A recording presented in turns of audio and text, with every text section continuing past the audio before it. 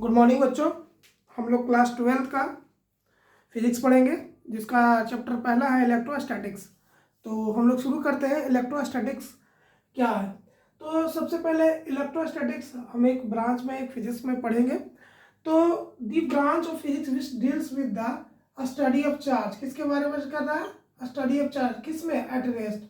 तो rest of charge, अगर किसी चार्ज को रेस्ट ऑफ चार्ज में हम डिस्कस करेंगे या पढ़ेंगे, उस ब्रांच को कहेंगे इलेक्ट्रोस्टैटिक्स। अब ये जो रेस्ट ऑफ चार्ज होता है, तो इलेक्ट्रोस्टैटिक में चार्ज तभी प्रोड्यूस होता है जब फ्रिक्शन करेंगे। स्टैटिक चार्ज, तो फ्रिक्शन करेंगे। फ्रिक्शन का मतलब समझते हैं ना? Oppose the motion. Oppose the, तो फ्रिक्शन किसके हो गए? Insulating body. ठीक है। तो अब यहाँ पर देखिए कि इंसुलेटिंग बॉडी के साथ फ्रिक्शन करेंगे तो हमें जो प्रोड्यूस होगा वो कहलाएगा स्टैटिक चार्ज। और स्टैटिक चार्ज में जिसमें वैसा चार्ज, तो the branch of physics which deals with the वैसा चार्ज हो जो रेस्ट में हो, उसे हम लोग इलेक्ट्रोस्टैटिक्स कहते हैं। अब इस लाइन को समझिए, the branch of physics which deals with the charge at rest, उसे हम लोग इलेक्ट्रोस्टैटिक कहते हैं या स्टैटिक चार्ज कहते हैं। ये फोर्स किसके किसके बीच में लगेगा? चार्ज फील्ड, पोटेंशियल, और potential due to the charge is called to electrostatics या स्टैटिक इलेक्ट्रिसिटी। सिंपल सी है। रेस्ट ऑफ चार्ज, जो चार्ज रेस्ट ऑफ हो उसे इलेक्ट्रोस्टैटिक्स कहेंगे। और जो मोशन में होगा उसको इलेक्ट्रिक करंट करते हैं। हमें आगे फिर पढ़ेंगे इलेक्ट्रिक करंट। तो इसमें क्या होता है कि जो चार्ज है मोशन ऑफ चार्ज हो जाएगा। अब कहिए कि सर इसमें इलेक्ट्रोस्टैटिक्स में, अब हम इलेक्ट्रोस्टैटिक्स के जगह पर हम सीधे बोलते हैं स्टैटिक चार्ज या रेस्ट ऑफ चार्ज। तो इलेक्ट्रोस्टैटिक में क्या होता है? सिर्फ ट्रांसफर, इलेक्ट्रॉन को हम लोग इसमें पढ़ेंगे ट्रांसफर इंडक्शन मेथड द्वारा। ट्रांसफर आगे पढ़ेंगे, ट्रांसफर और इंडक्शन मेथड के द्वारा। इलेक्ट्रिक करंट हम लोग क्लास 10th में भी पढ़े थे। और वो मोशन ऑफ चार्ज मतलब एक जगह से दूसरे जगह ना, इसमें ट्रांसफर होता है। कुछ इलेक्ट्रॉन को क्या करता है? लॉस करता है, कुछ इलेक्ट्रॉन गेन करता है। तो सबसे पहले हम लोग अभी आगे देखते हैं कि इलेक्ट्रोस्टैटिक्स का प्रयोग, फिजिक्स का प्रयोग कहाँ कहाँ हम करेंगे, किस किस में करेंगे। तो आपने इलेक्ट्रोस्टैटिक्स किसे कहते हैं वो समझ गए। The branch of physics deals with the, क्या है? Rest of charge, at rest of charge.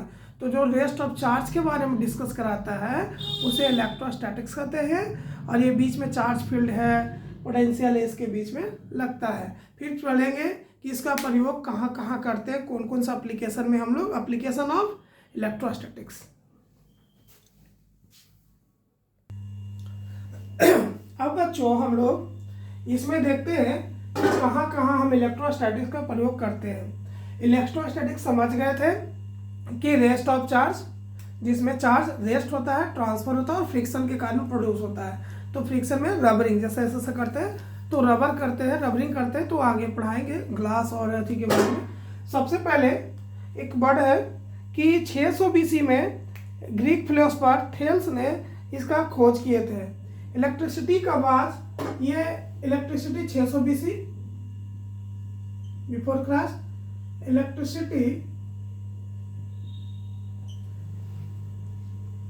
Electricity word taken from Greek word electron से लिया गया है।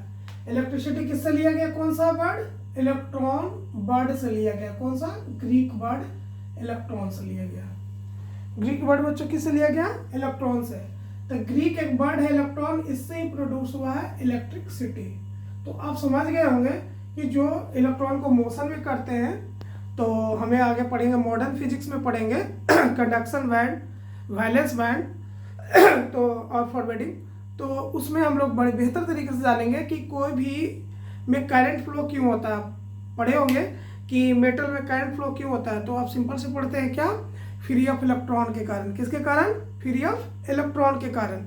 तो उसमें हम लोग इलेक्ट्रॉन आराम से पढ़ेंगे। तो उसमें क्या करता है? जंप करता है। तो जो रेस्ट चार्ज है वो कहलाएगा इलेक्ट्रोस्टैटिक्स। अब मोशन ऑफ चार्ज में अगर आ गया तो वो इलेक्ट्रिक करंट पढ़ाएंगे। ठीक है। तो जैसे कि किसी में मेटल में करंट फ्लो होता है तो छूते तक करंट लगता है, तो क्या होता है कि हाँ इलेक्ट्रिक करंट है, मतलब मोशन में। और इसमें क्या होगा, ट्रांसफर होगा। जैसे रबर करते हैं तो हीट प्रोड्यूस होता है, तो फ्रिक्शन के कारण ही होगा या इंडक्शन के कारण।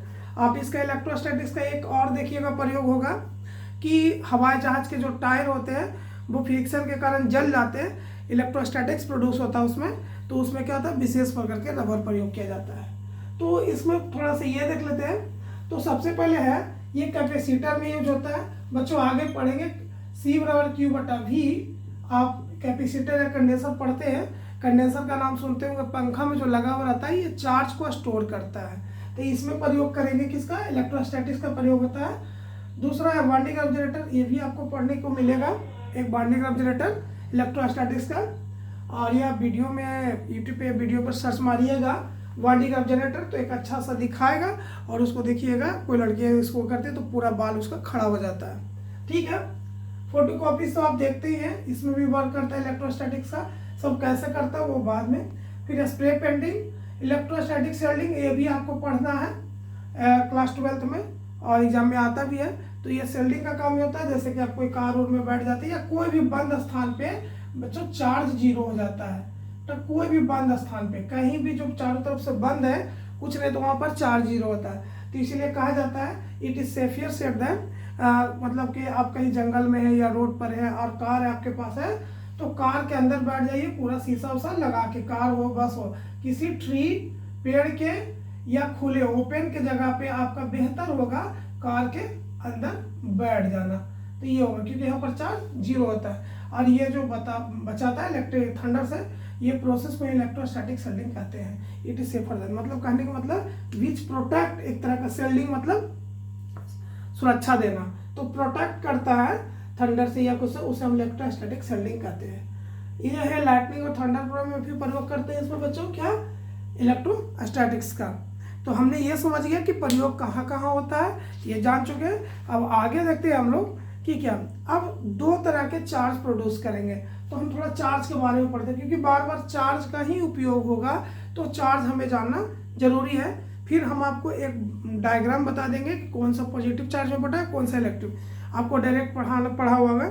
ग्लास रड और सिल्क क्लॉथ से रबरिंग कराते हैं, ग्लास रड और सिल्क क्लॉथ से रबरिंग कराएंगे, तो जो ग्लास रड है वो पॉजिटिव हो जाएगा और सिल्क क्लॉथ है वो निगेटिव, वो बाद में पूरा लिखा देते हैं। थोड़ा सा हम लोग चार्ज के बारे में जान लेते हैं उसके बाद, क्योंकि चार्ज ही सब कुछ इसमें शुरुआत है।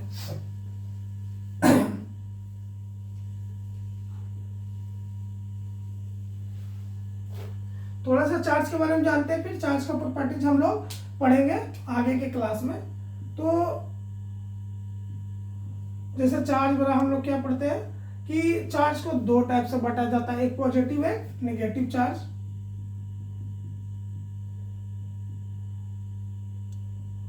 इसको Q से डिनोट करते हैं, पढ़े होंगे Q बराबर I into T 10th class में, या Q बराबर number of electron. Flow of electron को चार्ज कहते हैं, फ्लो ऑफ इलेक्ट्रॉन को चार्ज करते हैं, फ्लो ऑफ चार्ज को इलेक्ट्रिक करंट कहते हैं। तो ये सब बाद में बताएंगे, इसका प्रॉपर्टीज भी है चार्ज। अब नेगेटिव चार्ज ये थोड़ा देख लेते हैं, उसके बाद उस पर चलेंगे। Positive charge plus, negative charge minus. आप पढ़े होंगे पॉजिटिव चार्ज में क्या होता है, लॉस ऑफ इलेक्ट्रॉन, केमिस्ट्री में हमेशा देखने को होगा। नेगेटिव चार्ज में क्या होता है, गेन ऑफ इलेक्ट्रॉन। ठीक है, अभी जो चार्ज है बच्चों, सबसे पहले कहाँ से, तो रबरिंग करके हम ईच ऑपोजिट चार्ज से रबरिंग कराएंगे। सबसे पहले सिंपल अब ये देख लेते हैं प्रॉपर्टीज कि अगर प्लस प्लस चार्ज रहेगा तो repulsion, same like charge repulsion होगा, रिपल्सन। जैसे माइनस माइनस भी रहे तो आप जानते हैं कि लाइक चार्ज क्या हो जाता है, repulsion, like charge repulsion. Unlike charge की बात किया जाए तो अनलाइक चार्ज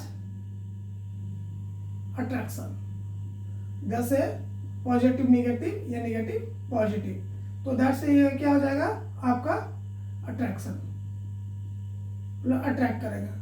ये थोड़ा थोड़ा बेसिक्स हम लोग जान जाते हैं, फिर चार्ज का एक टॉपिक ही पढ़ेंगे, उसको बताएंगे ये सब पूरा फार्मूला। अब है कि ये सबसे पहले एक ड्यू फे एक नाम का एक साइंटिस्ट है, ड्यू फे, साइंटिस्ट का नाम था ड्यू फे। आप नोट भी कर सकते हैं, ये सारा आप लिख सकते हैं।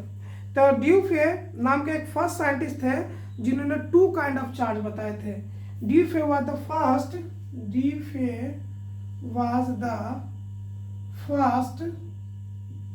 Scientist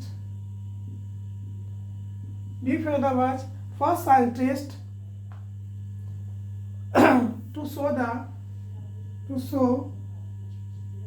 the 2 kind of charge। तो सबसे पहले कौन बताया? ड्यूफे ने बताए थे कि ड्यूफे ने क्या बताया कि चार्ज 2 प्रकार के होते हैं। सबसे पहले किसने? तो ड्यूफे ने बताया कि चार्ज 2 प्रकार के होते हैं। लेकिन बेंजामिन फ्रैंकलिन ने दोनों चार्ज का नाम बताया, पॉजिटिव और नेगेटिव। ड्यूफे ने ऐसे, आप एक सुने होंगे विट्रियस ह्यूमर, हमारी आंखों में, हम सभी की आंखों में पाया जाता है। आप 10th में पढ़े होंगे ह्यूमन आइज, या आगे 12th में लाइट में पढ़िएगा तो विट्रियस ह्यूमर रहता है, उसी से पॉजिटिव लिया गया है। तो ड्यूफे ने सबसे पहले ये बताया कि 2 का चार्ज 2 प्रकार के होते हैं। और बेंजामिन फ्रैंकलिन, नाम सुने होंगे, 8th क्लास में पढ़े होंगे। बेंजामिन फ्रैंकलिन वाले एक पतंग लिए थे पतंग से, तो उसने बताया था कि ठंडा में भी, बादलों में भी पॉजिटिव और नेगेटिव चार्ज होते हैं। तो ये बताया ड्यूफे ने कि 2 चार्ज होते हैं। और बेंजामिन फ्रैंकलिन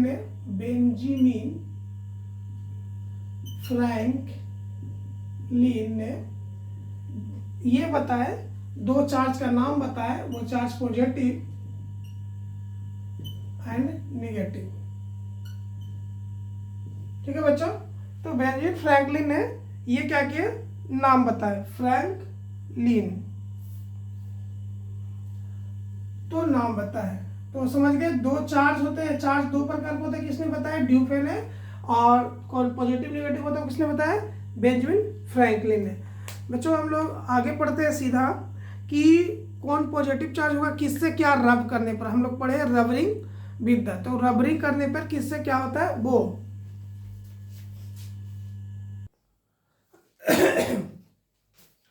अब बच्चों पॉजिटिव चार्ज और नेगेटिव, तो हमने क्या बताया था कि किसी भी 2 बॉडी को रब करेंगे तो रबरिंग करने को, मतलब रगड़ने पे चार्ज प्रोड्यूस होता है, एक पॉजिटिव की रूप जाता है, एक नेगेटिव की ओर।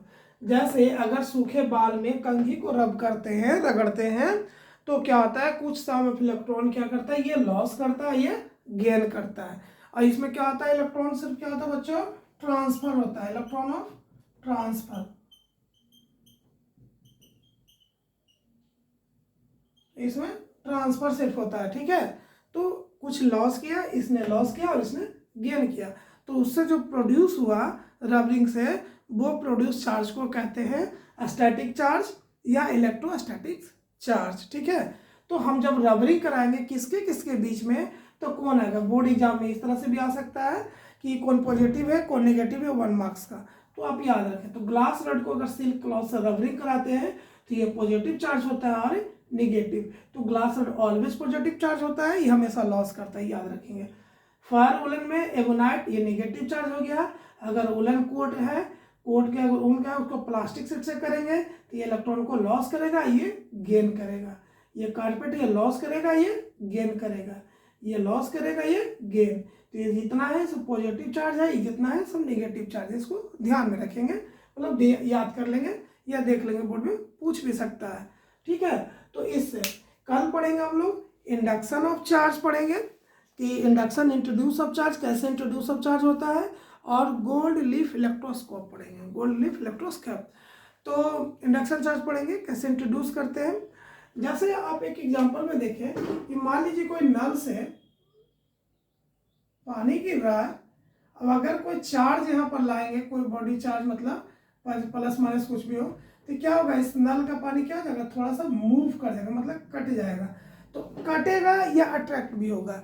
अगर दोनों पॉजिटिव हो जाता है तो इधर मूव कर जाएगा, और अगर पॉजिटिव नेगेटिव होगा तो अट्रैक्ट होगा। कल हम इसको इंडक्शन ऑफ चार्ज में आपको बताएंगे। ठीक है, तो आज के लिए इतना ही, फिर कल नेक्स्ट वीडियो में मिलते हैं। धन्यवाद। वीडियो को लाइक शेयर और सब्सक्राइब जरूर कर दें।